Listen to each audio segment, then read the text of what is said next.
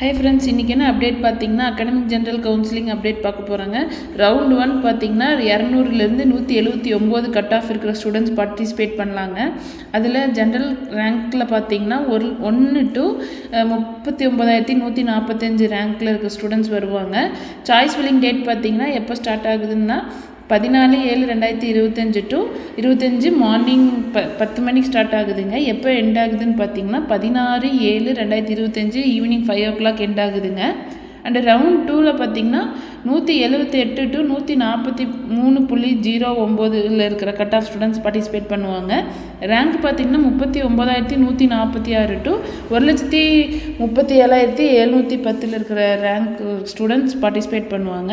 And choice filling date பார்த்தீங்கன்னா 26/7/25 10 மணிக்கு காலையில் ஸ்டார்ட் ஆகுதுங்க.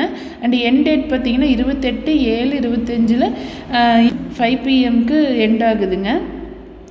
அண்டு ரவுண்டு 3ல் 143 to 77.5 இருக்க ஸ்டூடெண்ட் பார்ட்டிசிபேட் பண்ணலாங்க. ரேங்க் பார்த்திங்கன்னா 1,37,711 to 2,39,295 இருக்கிற ஸ்டூடெண்ட்ஸ் வருவாங்க.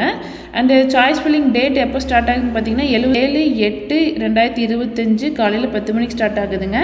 எப்போ எண்ட் ஆகுதுன்னு பார்த்தீங்கன்னா 9/8/2025 சாயந்தரம் 5 மணிக்கு முடியுதுங்க. டிஎன்ஏ கவுன்சிலிங் பற்றின அப்டேட் தெரிஞ்சிருக்குன்னு நினைக்கிறேன். ஸோ தேங்க்ஸ் ஃபார் வாட்சிங்.